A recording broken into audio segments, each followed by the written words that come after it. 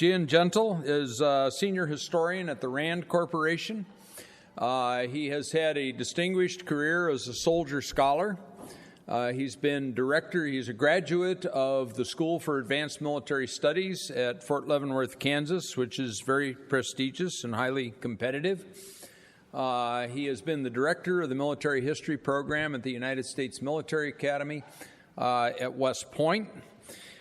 He has a variety of other academic achievements to his record, not least of which 2 books. One certainly qualifies him to be our next speaker on how effective is strategic bombing, lessons learned from World War II to Kosovo.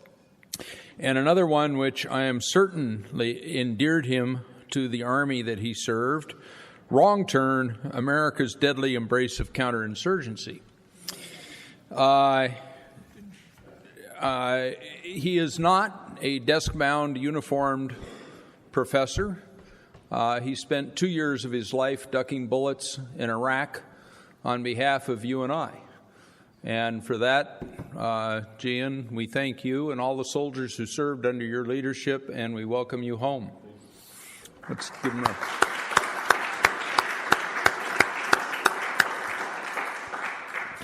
I would point out that both of those tours were with the 4th Infantry Division, which around here we refer to as one of those higher numbered divisions, with all due respect. I know, as the title of his second book implies, Gian has been for many years an internal critic in many ways of the United States Army, or a better way to put it is an advocate for a certain type of United States Army. One, if I can paraphrase, based on what used to be called general purpose forces and conventional capabilities, particularly of the heavier type. And unlike so many others that advocate a certain point of view, his point of view has always been very, very strongly articulated, but well-reasoned, very thoughtful, very insightful, and with respect for people who have a differing point of view. And that makes him a person whose opinions need to be taken very seriously, and I think they are. I know him vicariously from an email group of hundreds and hundreds of long retired Army officers, of which I'm one, who still struggle to have something to say about the future of the institution that we serve so well. Every once in a while, I can be stimulated in this almost daily ongoing conversation about where we're going to say something, but normally, frankly, I delete them because I just can't possibly keep up. But every once in a while, I do read them, and some of the most both provocative but thoughtful are authored by our next speaker, who is still very, very much engaged in the serious business of how we provide for our common defense. So it's a great pleasure for me to introduce a friend and a colleague, fellow soldier, Gian Gentile.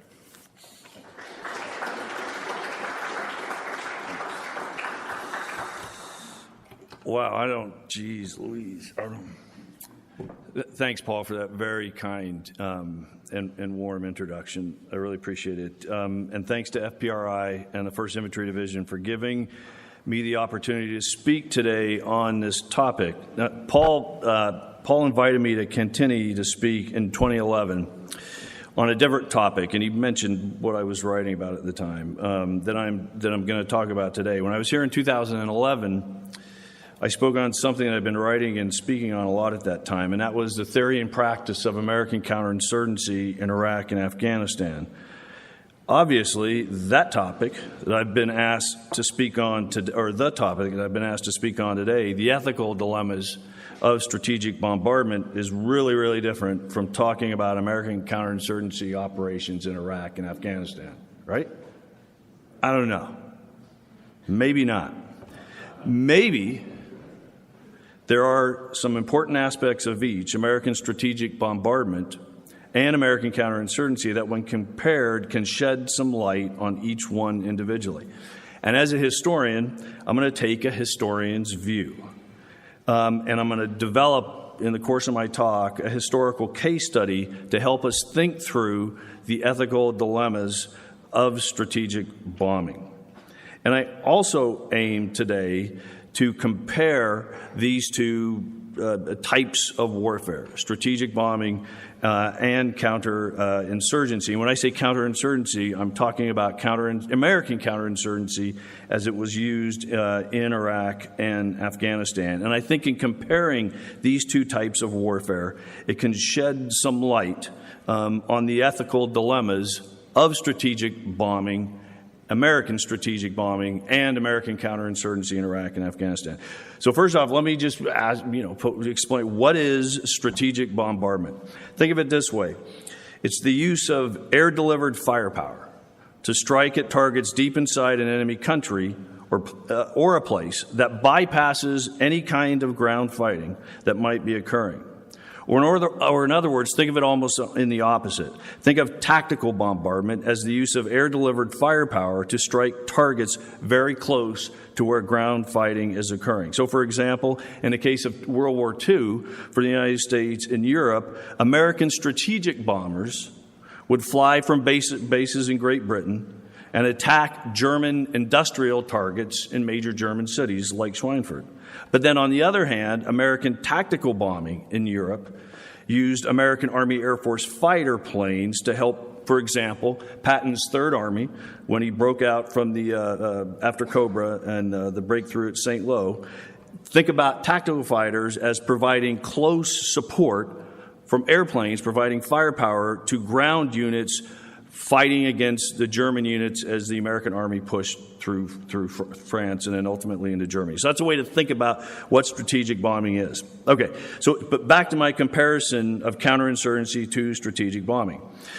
In order for me to be able to do that, because one of the poles is American counterinsurgency in Iraq and Afghanistan, or specifically in Iraq during the surge in 2007. But in order to compare it to strategic bombing, I need to narrow the field down a little bit, because obviously strategic bombing for the United States is a broad historical topic. I could, for example, talk about the plans that America came up with in November of 1917 after America's entrance into the First World War for an American air armada to attack industrial targets inside Germany, or the two American strategic bombing campaigns in World War II, one against Germany and the other against Japan, or two decades later, the American strategic bombing campaign against North Vietnam, and even beyond that, instant thunder in the first Gulf War or shock and awe in the Second American War in Iraq. So to narrow my topic down, I'm going to talk about what I wrote my doctoral dissertation on, which was strategic bombing in World War II. And that's what I'm going to compare eventually to American counterinsurgency. And American strategic bombing in World War II is the first real test of a certain theory of strategic bombing that American airmen developed in the interwar years following the end of World War II and the end of World War I and the beginning of World War II. That theory became known, among other terms, as high-altitude, daylight, precision strategic bombing. The theory was premised on the idea that strategic bombers could attack the industrial web, which was a term of art used by American airmen at that time. And by attacking the industrial web of certain key industrial and economic nodes of an enemy nation, that would cause, by attacking these key economic industrial nodes, munitions factory, right? Maybe transportation systems, things like that. The idea behind this theory of strategic bombing that American airmen developed in the 1930s is that if you attack those nodes in this industrial web directly, it will have an indirect effect on the population and ultimately produce an effect that will cause the civilian population and their morale to break and force their government to sue for peace.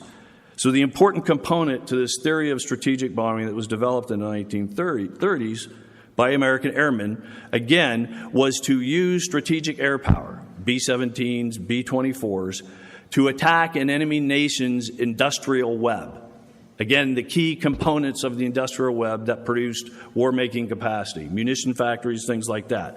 And it would have the indirect effect of hurting and attacking the civilian population, ultimately forcing them to force their government to end the war. Now, this theory of strategic bombing that American airmen came up with also offered a very seductive prospect that by going directly against the enemy industrial web through strategic air attack, indirectly against the population, that wars would very likely be quick and avoid the costly kind of ground fighting that occurred during World War I. Or in other words, many American airmen at the time had such confidence in the potential of strategic bombing that they thought it might actually win a war all by itself without the need for ground fighting. A real important airman, American airman in the 1930s, a Major Muir S. Fairchild, summed up the essence to this theory. And I'm going to quote, paraphrase, and use a direct quote from Fairchild. Fairchild said in 1938, or he argued, that the uncertain results of attacks on civilians directly, right, not indirectly like he's proposing, but directly to break their morale would not have a reasonable chance of success. Instead, Fairchild believed that rather than attacking civilians directly to break their morale, the more effective approach would be to attack the important elements that linked the enemy state together, the industrial web, the economy, transportation systems, things like that. And here's a direct quote from Fairchild. I quote, "This method of attack has the great virtue of reducing the capacity for war of the hostile nation and of applying pressure to the population both at the same time and with equal efficiency and effectiveness. But again, it did not attack the civilian population directly." So this is the theory of American high-altitude strategic bombing that was developed in the two decades prior to World War II. And in that theory, it presents some ethical dilemmas that I think we can consider. And here's the first one. Was it right for a military organization like the American Army Airmen were a part of in the 1930s? Was it right for a military organization to develop a theory of warfighting that was not based in history and was purely speculative? I'm going to comment on that in a minute. A second consideration. Was it right for this theory of strategic bombing to claim that in practice it could indirectly attack the population by targeting directly enemy industrial and economic sites? And then most importantly, for considerations of ethics, did this theory of strategic bombardment of indirectly against a population, but again not directly against the population, give this theory of strategic bombing a moral premise that it did not deserve? So there's some interesting similarities with that theory of strategic bombing that was developed in the 1930s with the theory behind American counterinsurgency that came to the fore during the surge of troops in Iraq under General David Petraeus in 2007. Let me go through those. Like strategic bombing theory, coin theory was based on faulty history. And again, I'll have more to say about that in a minute. Similar to strategic bombing theory, American counterinsurgency theory was based on affecting a foreign population, but obviously in a very different way. According to coin counterinsurgency theory, if a counterinsurgent force provides the population with a number of things like governance, improving infrastructure, improving the local economy, building up indigenous security forces, if the counterinsurgent force provides the population those things, then it will separate the population from the insurgents, and then the insurgents can be tracked down easily and either captured or killed. And just as the fundamental basis to strategic bombing theory was to directly attack the enemy's industrial web, but not the people directly, for counterinsurgency theory, the fundamental premise was to protect the population in order to separate them from the insurgents. But you see, in both of these theories, the population is key. How you got at them was very, very different. So the crucial ethical question, again, that I apply to strategic bombing theory can be applied to counterinsurgency theory. Did counterinsurgency theory, with its emphasis on protecting the population, give it an ethical and moral authority that it did not deserve? And I'm going to answer these questions at the end of my talk. And so the best way to get at these questions and answer them, among the other of these questions that I posed, is to talk briefly on what happened when these theories were applied in practice in war. Or in other words, did the application of military force guided by these theories actually work like this theory said it would for World War II, strategic bombing in World War II, and in counterinsurgency in Iraq in 2007? So let's start with strategic bombing in World War II. First of all, the American theory of strategic bombing was not grounded in history. American airmen who developed their theory of strategic bombing eventually really just jettisoned history. They really saw it as irrelevant. Strategic bombing for them was something new and different, radical in nature.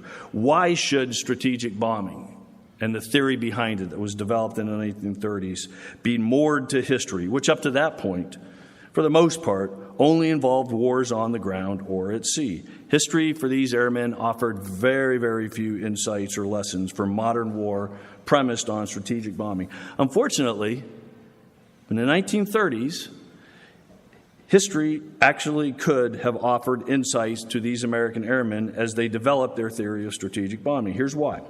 There were times in histories when or where military organizations tried to get after the will of a population, albeit indirectly, through the use of military force. For example, the British General William Howe in the first 2 years of the American Revolution. He had the idea that he would use his army in the American colonies to hurt Washington's Continental Army, but only so much as he did not want to hurt it so badly that it would alienate the American colonists from the British government. After all, the British in America were fighting against an idea, the idea in the minds of many colonists for independence. So Howe's theory of war at that point was to calibrate the use of military force and hit the Continental Army hard, but not so hard that it would anger the American colonists and prevent them from coming back to the British government.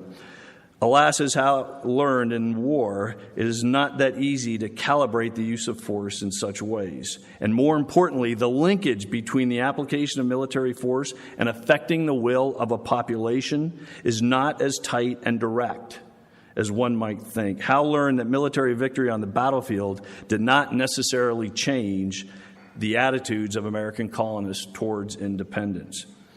Paying attention to such insights from history might have, at least as a minimum, informed airmen and made them a bit more skeptical toward this new theory of strategic bombing that they were developing. It might have tempered a corresponding ideology of strategic bombing that airmen had come to believe in. And I use this term ideology as an expression of an almost religious-like faith held by American airmen during this period, that the theory of strategic bombing that they had produced would actually eventually work in practice. So once the United States entered the war and applied the theory of strategic bombing in the skies over Europe and eventually Japan, did it work as planned? In short, the answer is not really.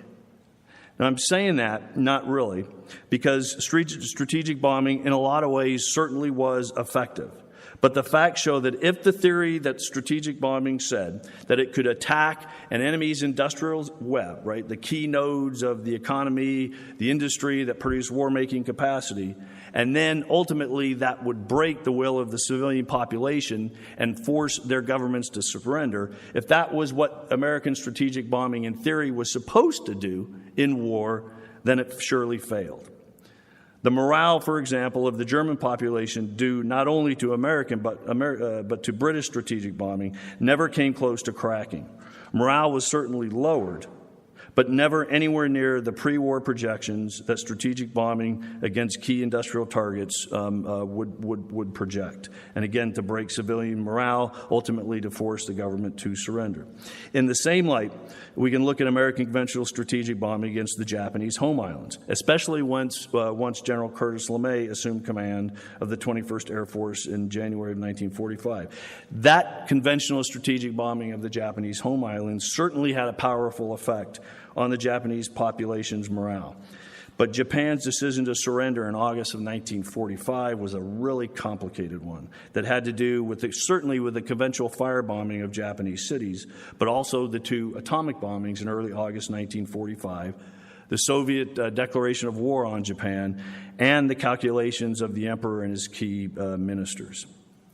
And the pre-war projections, again, based on the theory of strategic bombing, of precision and method, of hitting these industrial targets with precise, very accurate bombing techniques, never really came to be. In practice, it turned out to be much more difficult to hit precise targets like factories and other industrial nodes, and the capacity to repair the damage done by strategic bombing against Germany and Japan was never, by those populations, was never really appreciated by American airmen prior to World War II. For example, and these are some really interesting statistics, in Germany, the production of overall war munitions grew steadily from 1940 to the end of 1944, even in the face of increasing amounts of strategic bombing by the British Air Force that really came into prominent being by 1942, and then the Americans in 1943.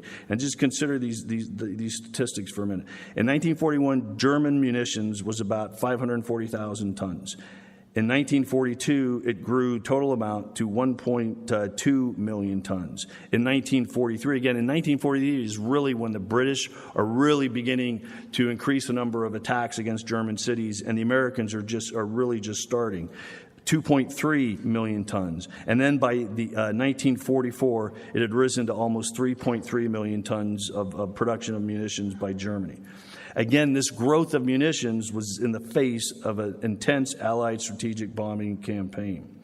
So this religious-like faith held by many American airmen that they had in strategic bombing may have caused them to stick with that theory in the skies over Germany when maybe they should have considered adjusting some of its methods and practice. And by that, I mean one can argue that it took senior American airmen way too long to fully grasp the incorrectness of the notion prior to World War II that American strategic bombing aircraft like the B-24s and B-17s could fly over hostile enemy territory without fighter protection.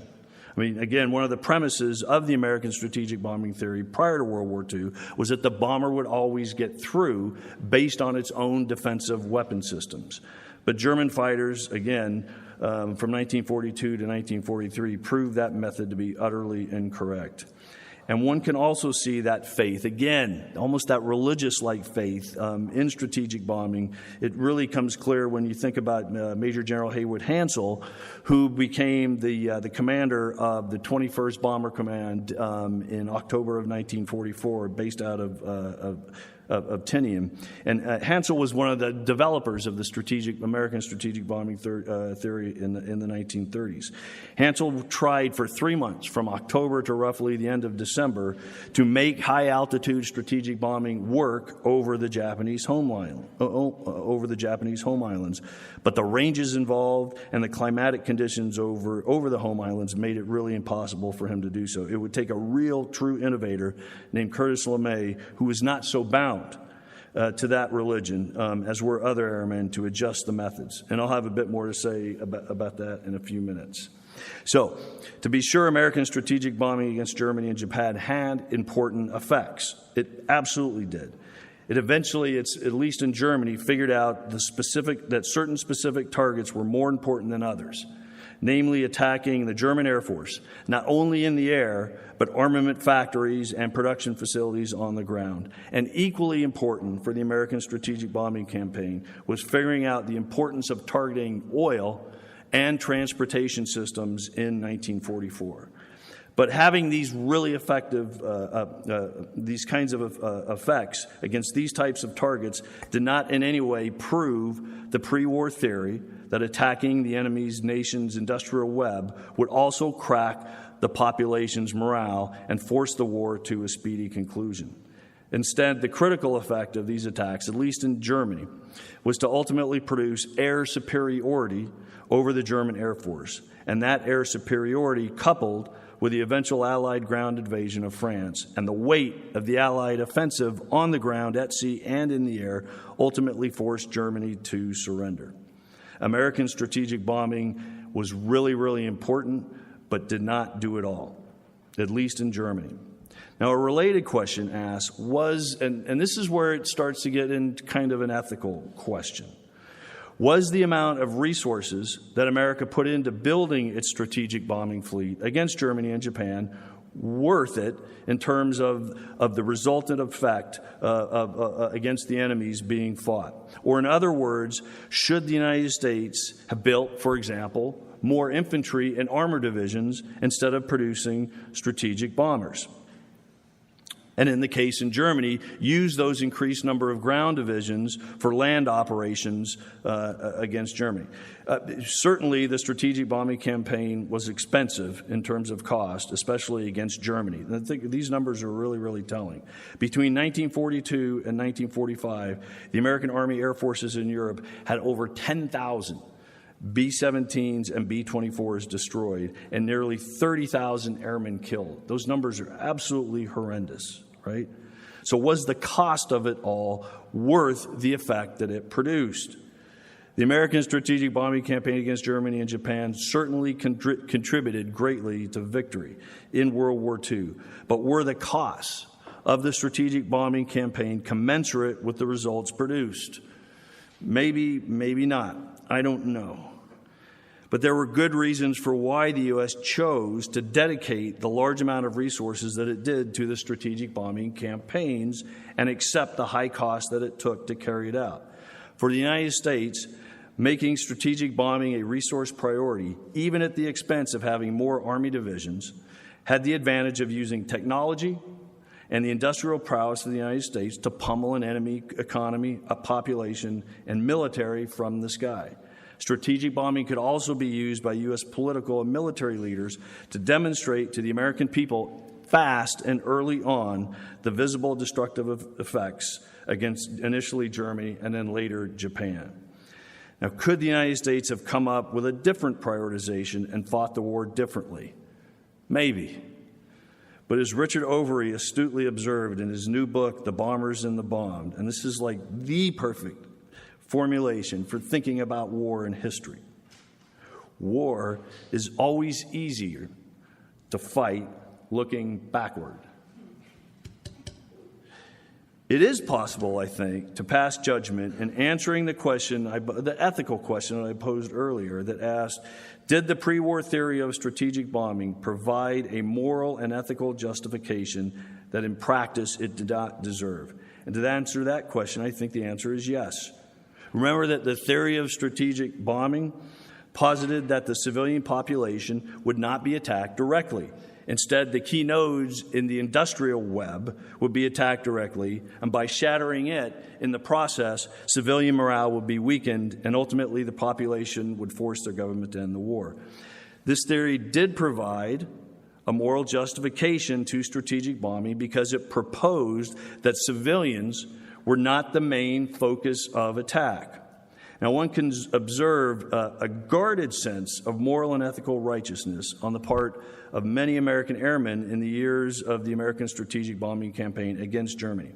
This sense of moral righteousness would sometimes pop out when American airmen would have to discuss, comparatively, the British method of strategic bombing against Germany, which was purely designed, in theory and practice, to kill civilians directly through mass firebombing against German cities in order to break civilian morale. American airmen would avoid, as best they could, criticizing the British method in public. But at times, they would go out of their way to say that the American method went after precise industrial military targets and only indirectly after civilians. But in practice in Germany and then eventually in Japan, it was really hard to see a clear line between the British method and the American one. Here's a good example. The firebombing of the East German city Dresden, 13 to 14 February 1945, shows how this ethical line was never really clear. Now, the British Army had planned the attack in their usual way of flying close to 400 Lancaster bombers low over the city at night and dropping incendiary bombs, again, to create a massive amount of burnings to kill people to break morale. But Britain also asked for American strategic bombing attacks to increase the overall effect on the city. So after the British attack on the morning of the 14th, close to 1,000 American B-17s did have as their target a military target, namely the railway marshalling yard in the city. However, and this actually happened a lot, not only in Germany but in Japan, smoke from the fires from the night before obscured the Americans' target, and the American bombers ended up dropping their bombs straight into the city center where most of the workers lived, contributing to the firestorm well underway. And if American airmen did try to maintain that ethical line in Germany, it was gone completely by late winter, spring, and summer of 1945 over the Japanese home islands.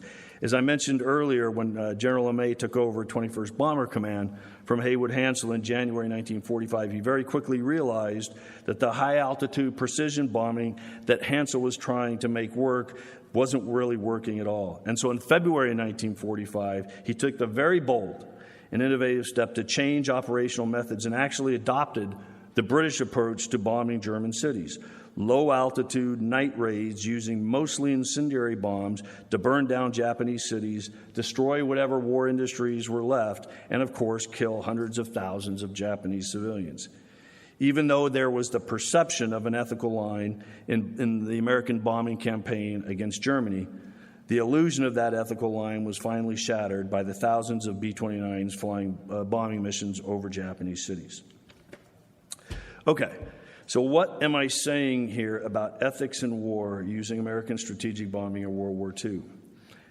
I don't think ethically that there was really any difference between the British method of area bombings to kill civilians and the American strategic bombing method. However, and perhaps even paradoxically, I'm saying at the same time that the United States and its allies were right to fight World War II in the ways that they did, because in the end it produced, I think, what St. Augustine and then later B.H. Little Hart said, that the purpose of war is to produce a better state of peace. So even with the incredible levels of destruction, death, and suffering caused by World War II, in the end, I think it produced a better state of peace. Now, let me step back a little bit here and talk about, really briefly, my experience, especially in West Baghdad in 2006.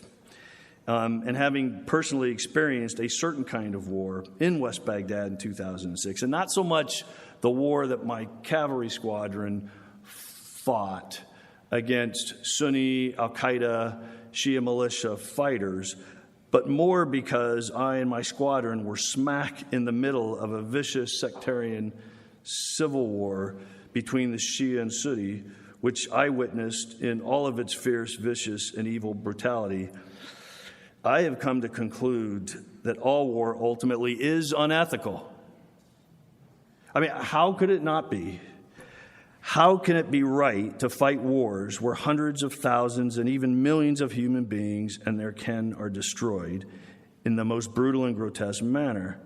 However, and again, I'm acknowledging the paradox of what I'm saying. Wars at times do need to be fought. And the ways that they are fought in terms of resource priority, operational methods, and the theories that underpin the fighting of those wars matter a lot. And it's been in this way that I've tried to understand the ethical dilemmas for American strategic bombing in World War II. But I started my talk this afternoon by saying that I was going to compare the theory and practice of American strategic bombing in World War II with American counterinsurgency theory and practice during the surge of troops in Iraq in 2007. So by way of concluding my talk, let me do that comparison.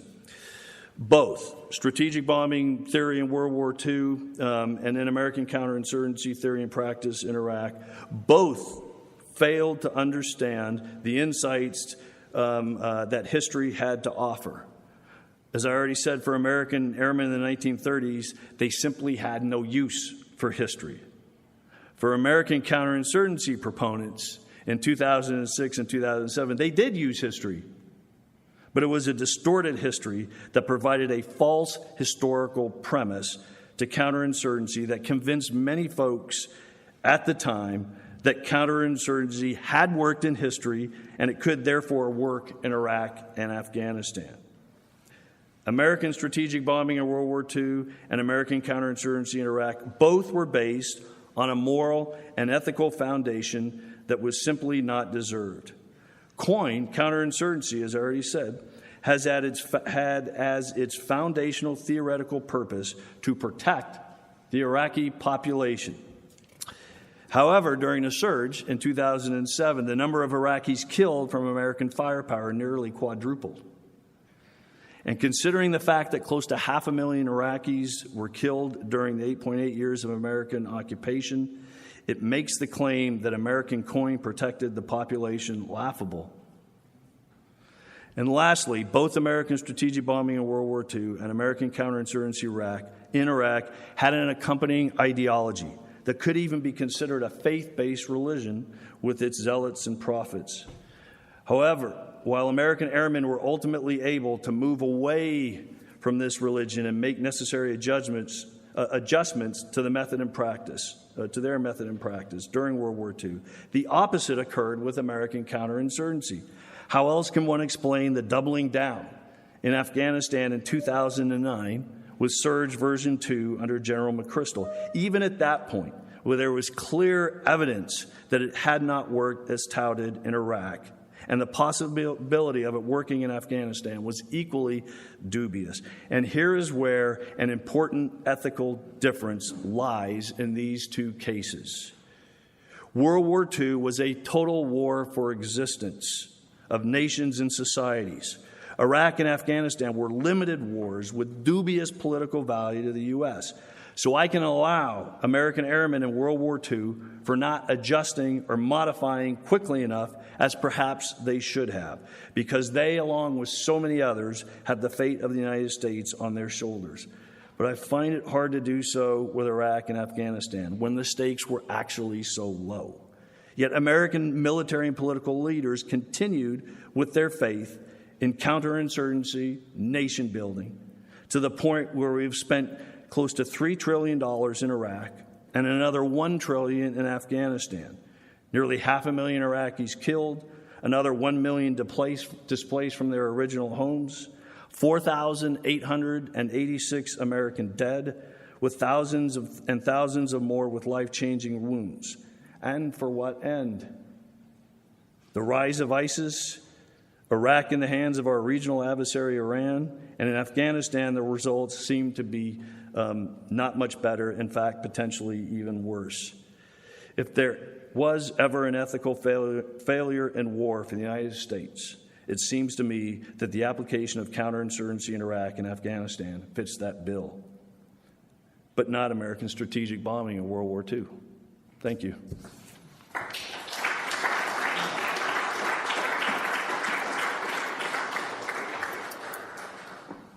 Well, that was provocative. We're open for questions. Paul Dickler? Hi, I had two quick questions. One, in World War II, wasn't the general accuracy of bombing about 50% in terms of hitting the exact intended targets? Yeah, it's right. So the Norden bomb site, it potentially had a miss radius of 23 meters, but in practice it was close to 1,000. So the two strategies, the British versus the American, right, couldn't be that far apart. They were not. Okay. They were not. And really, most of the scholarship shows, even though in Germany they really did try to do the precision attack, it just became too hard to do in practice. And many of their attacks really became nearly the same as the area bombings of the British. And the other question I had is, for the Iraq casualties, you said was it 1.1 million? I said the latest reports I've seen is about 500,000 killed. Now, that's not just from firepower. That's from disease, from everything else. Oh, okay. And close to 1 million Iraqis displaced from their original homes, and only a few of them have. I was just wondering where the numbers are coming from at this point. There's been a number of different studies that have come to those numbers. Yeah. Thank you, sir. Yeah, sure. Okay, now Scott Wilson does have a question. Omaha Central High School, Nebraska. My son lives in Omaha. Oh, really? Yeah, we go there often. Well, thanks for your speech. My grandfather was in the 306, so this is personally important to my family. Yeah. So you're talking about the planners in the 30s, where their planning on strategic bombardment was not rooted in history.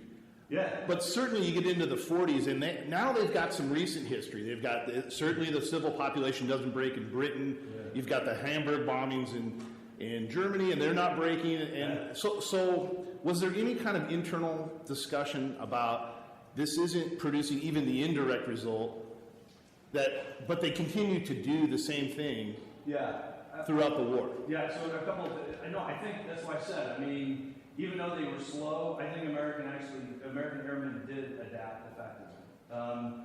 And as brutal and as difficult as it is to understand, I think LeMay's shift to firebombing of Japanese cities made sense.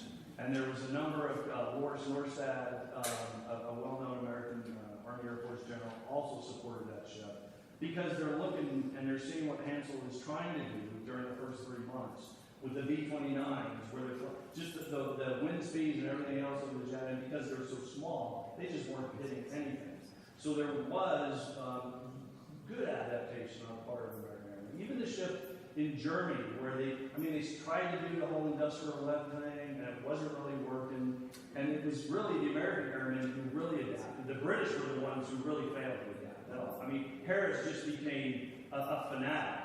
When people are even saying, look, this just really, you're telling us, it's, give me a couple more cities and it's going to end. Should I go back to the microphone? Yeah. Okay, I'll go back to the microphone. How about it? I'm sorry. So is there any kind of... Yes. I know you touched on this briefly, but did the Americans and the British argue about this? Oh yeah. And yeah. I mean, it seems like they had separate entities. No, they did, and you had Bomber Command. I mean, it was right. And so, I mean, there's a number of times when the British and Harris are trying. I mean, actually, what's interesting is the first. In 1942, when the Americans are first starting to bring over aircraft, the British are basically saying what they were saying in 1917. General Pershing, look, it takes way too long to train divisions or whatever.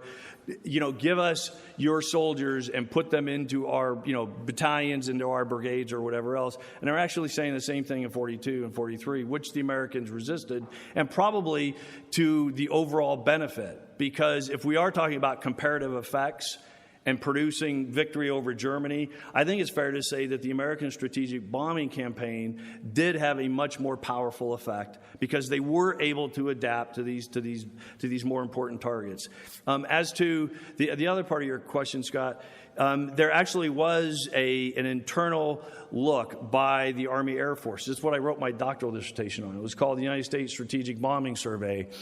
And what they actually had in mind was to write the first history of strategic bombing. But what they actually ended up doing in some ways was distorting, in certain cases, what happened. For example, especially when you get to Japan, there's a very well-known report from the survey about Japan, and it's called the Summary Report. And there's a very famous passage in there that was written by Paul Nitze, who later became a really prominent person in American defense. And Nitze writes this paragraph in the summary report for explaining why Japan surrendered, right? Paul Nitze says, he goes, even if the atomic bombs had never been dropped, even if there was never a Soviet declaration of war, and even if the United States had never planned a land invasion of the Japanese home islands, Japan would have surrendered anyway. Wow. So Nitze is saying the atomic bombs, they weren't that important. Soviet declaration of war, no, not that important. The potential of American ground invasion of Japan, no, not that important. What forced Japan to surrender was only the conventional strategic bombing of the Japanese home islands. He's given the Air Force what it wants, and that's an argument to make for an independent Air Force in 1947. John Underwood, Dallas, Georgia.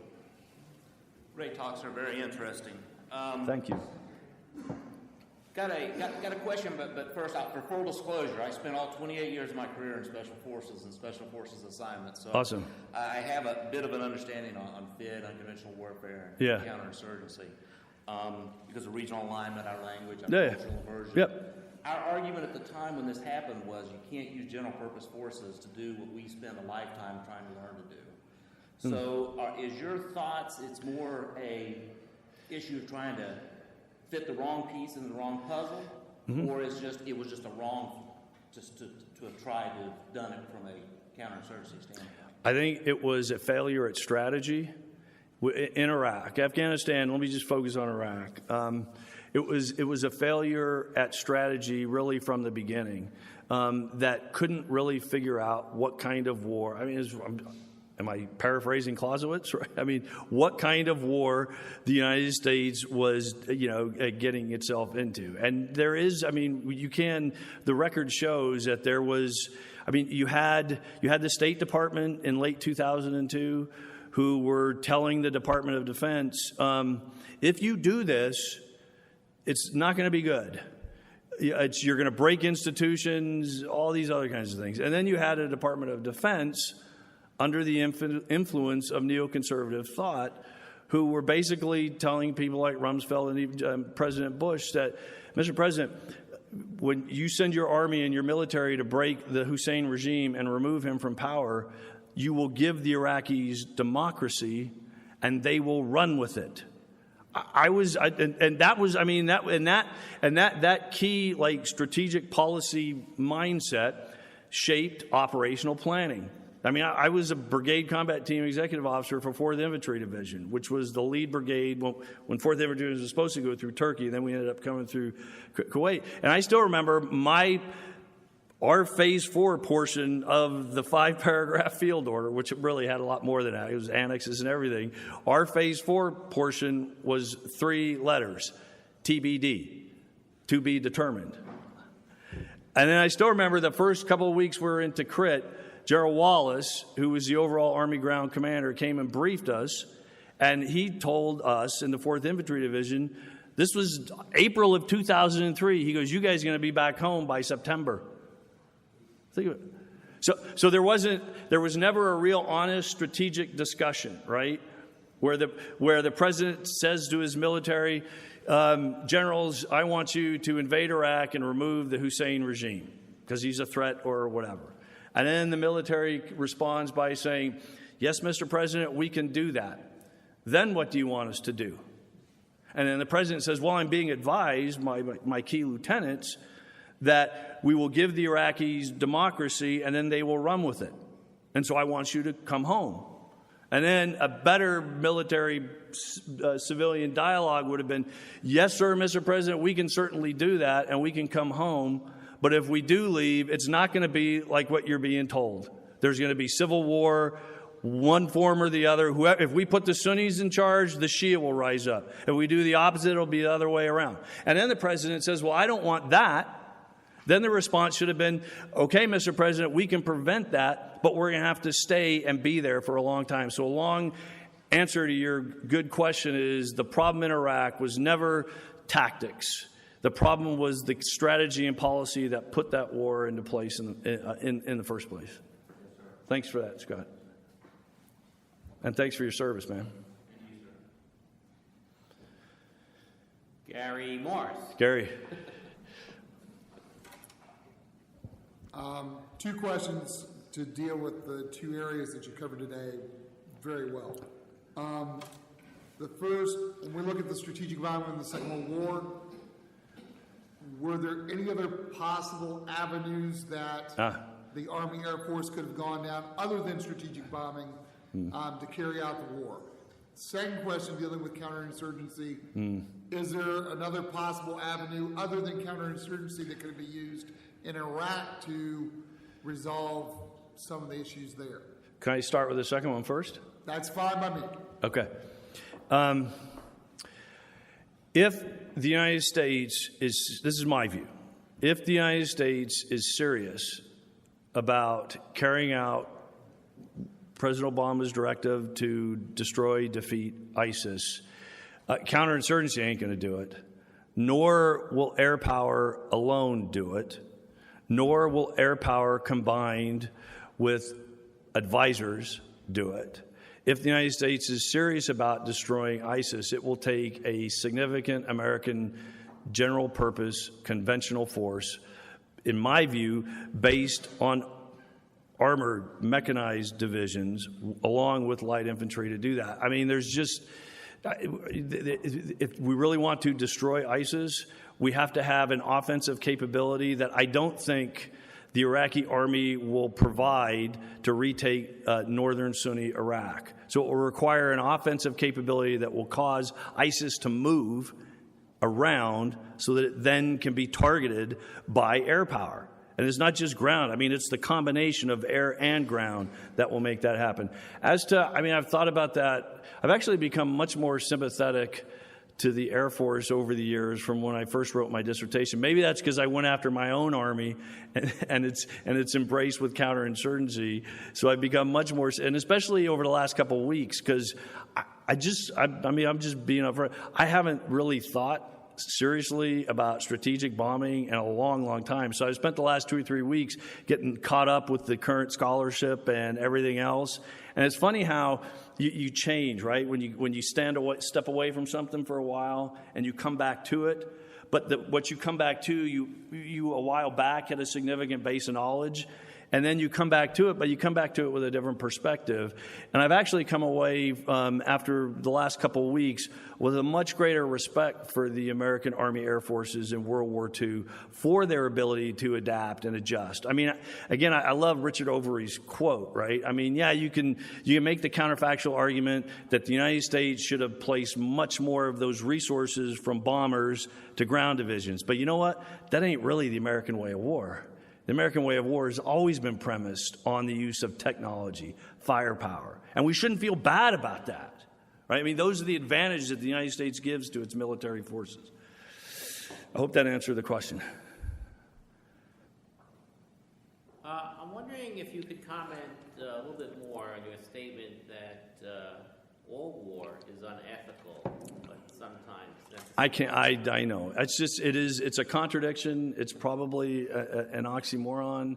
And when I saw the title, I'm like, the ethics of strategic bombing. And again, I think, so the way I tried to focus my talk was on the ethics of how a military organization fights a war. But if you want to look at war from its destructive effects, it's hard for me to parse out big ethical differences between the American approach, the British approach, the American approach, and over the Japanese home. I mean, in 2 or 3 days of firebombing raids in February 1945, close to 200,000 Japanese are killed.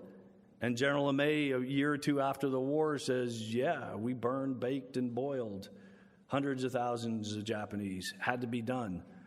And in his cold, hard way, I think he's right, because it did produce a better state of peace. Paul Dick? If the goal of bombing ISIS for a moment is not to literally defeat ISIS, but to create a balance of power between Iran and Saudi Arabia throughout the region, does that then automatically become ethical in your view to do it? Or is the argument that the actions of ISIS, because of their high level of unethical and immoral behavior, justifies doing that? And as a follow-up thing, would that then make the behavior of the Soviet Union and the United States in the Iran-Iraq war in the 1980s, would that make both sides unethical? Yeah, that's why I took the blanket approach. It says all war is unethical, because it does really get hard to I mean, look, I could think of nothing better than to have the leader of ISIS in my own personal sight picture. And so I could just pull the trigger and blow him off the face of the earth, right? But that's an emotive, right? I mean, we all feel that way. But, I mean, I think, Clausewitz said, because emotion is always a part of war. And I think there's a lot of emotion in America's reaction to ISIS. But I think we need to take Clausewitz's advice when he said, in your regimental commanders, you want obstinance. You want somebody who's really ready to dig into the fight right away. But the farther you go up to the level of high generalship and statesmen, the less that those qualities or those characteristics are important. And once you get to that level, what you want is dispassion, right? You don't want emotion, right? And with ISIS, personally, I think the right approach is to do what we've done, is to provide a certain amount of American air power with ground advisors, certainly to help Kurdistan, and to stabilize the situation, and then from there, stand back. I certainly don't think, I said what I think we would need to actually destroy ISIS, but I do not think that that would be the right policy decision for the United States. And finally, I'm a retired colonel, and I can maybe start to comment a little bit on policy when before I was a little bit ambivalent to do that. Thank you. Javier Huerta. Your assessment of the success, or I should say rather what you told us is the lack of success of the surge in Iraq is not at all mirrored by a large percentage of the commentators on currently making their views heard, and in particular they're wrong. Towards the next election. How do you explain that? What's that? Go ahead. I'm sorry. How do you explain that gap between how your assessment, is it purely partisan politics involved? No. I think, so it's a great question. So a lot of the commentators that you're talking about, somebody like, let's pick one. Well, okay, well, let's just inject, right? I know the line, right? And it goes something like, from 2007, by the end of 2008, we won the war in Iraq. We did, right? The American Army had turned itself around at the start of 2007 under much better leadership, had transformed itself operationally and tactically. There's plenty of evidence to suggest that is not the case, that there was not some kind of radical transformation, much more continuity than discontinuity. But now the storyline goes that the war was actually won. The American military had put Iraq on the path to peace, which is not supported by the evidence, right? The United Nations report about numbers of Iraqis killed in 2009, 2010. But the way the argument goes is we had won the war only to have it lost by two bungling politicians, Nouri al-Maliki, the prime minister of Iraq, who started up his sectarian ways again for whatever reason, although he never really ended them. I guess I'm trying to counter them as we go along. And then President Obama for not figuring out how to keep 10,000 American soldiers in Iraq. Like that would have really prevented ISIS and the Syrian civil war from emerging. 10,000 American soldiers in Iraq would have prevented that. So the bottom line, I think it's wrong, and I think it's really kind of a bothersome stab-in-the-back theory being developed, very similar to what happened after Vietnam. The American Army had won the war under the new General Abrams, only to have it lost by protesting hippies on college campuses and weak-kneed politicians who could not figure out how to maintain political and military material support to South Vietnam. But then they got it. In war, political will should be a calculation of strategy. And if you're in the military, you can't always, especially in a democracy, you can't always expect that you'll get the kind of will that you think you need to fight it. I mean, Max Boot, who's written a book on history of guerrilla warfare, has a chapter on Algeria. I bet we were talking about that earlier, right? And Max, in his chapter on Algeria, says, the French army had won the war in Algeria, but de Gaulle, no, you should be shaking your head, but de Gaulle lost the will, but they had the war won. But it's like, it doesn't, actually de Gaulle was thinking to himself, okay, it's 1960, and I've got about 500,000 French troops in Algeria. We've been there for a long time. Is it really worth it for me to wreck my army for this place? And he said, no. So, you could say, well, the French lost the war because they lost the political will. Well, maybe that was a good thing. What was the answer? To keep 500,000 troops in Algeria? That's the argument that's often made after Vietnam. That the United States should have kept. This has actually been made by the author Louis Sorley. How long should we have stayed in Vietnam?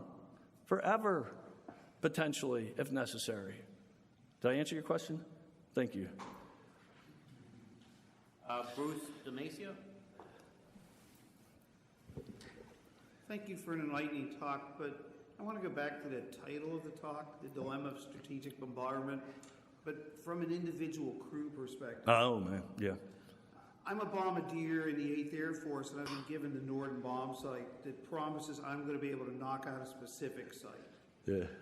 But during the evolution of tactics in the air war, on a cloudy day, and radar bombing became available, I was told to bomb on the leader, and I dropped my bombs willy-nilly. Right.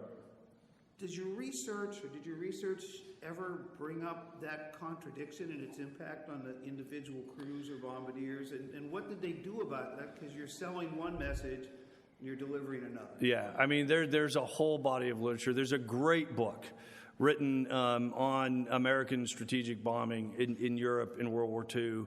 I think his name was Colonel Mark Wells. I think he's still the head of the history department at the Air Force Academy, and it's called Courage in Air Warfare. And it's got to be probably one of the best books I've read about the moral domain of war by the soldiers and people who fight it.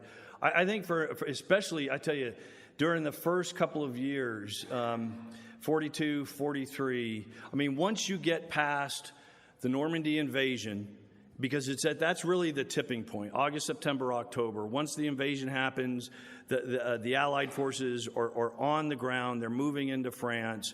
Air superiorities have been established. That's when you really start to see a significant drop in casualties. But those first 2 years for the American airmen, they were horrendous. And I mean, I think it was more, okay, that's what we've been told we're going to be able to do. But then in practice, it just doesn't happen. And so they ended up doing the best they could with what they had. Thank you. Thank you. Amit Prakash. Thanks so much for a great talk.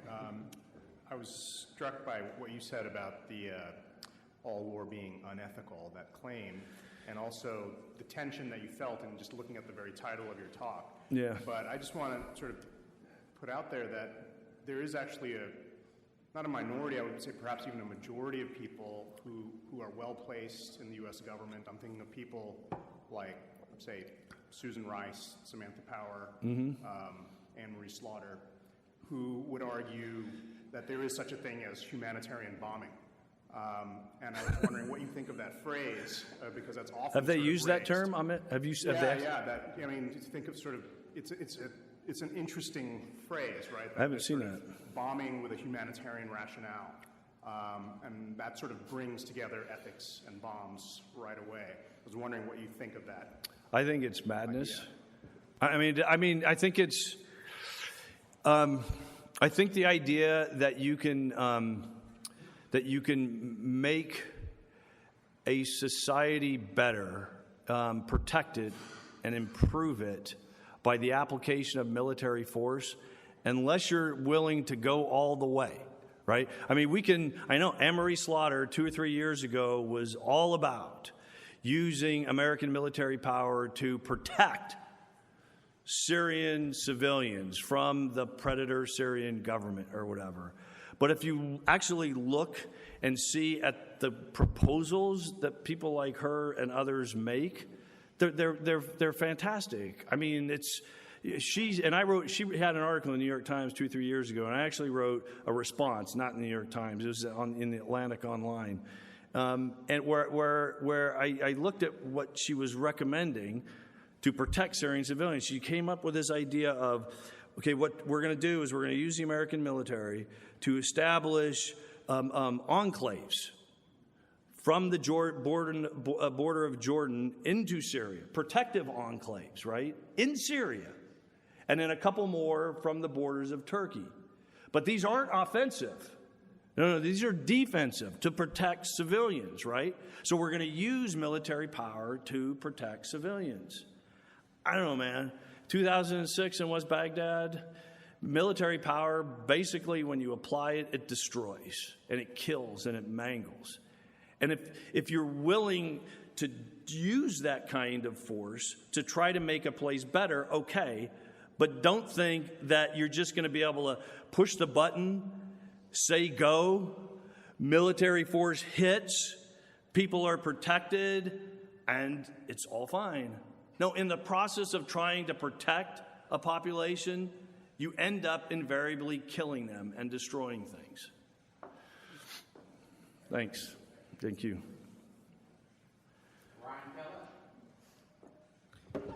Two questions. One, it's interesting because I think oftentimes, as a parent, we are told, you can't discipline all children the same. And it seems to me when it comes to war, you have to keep in consideration the people you're fighting against. Sure. Because the geopolitics, because no war in any country is going to be the same as another war in another country.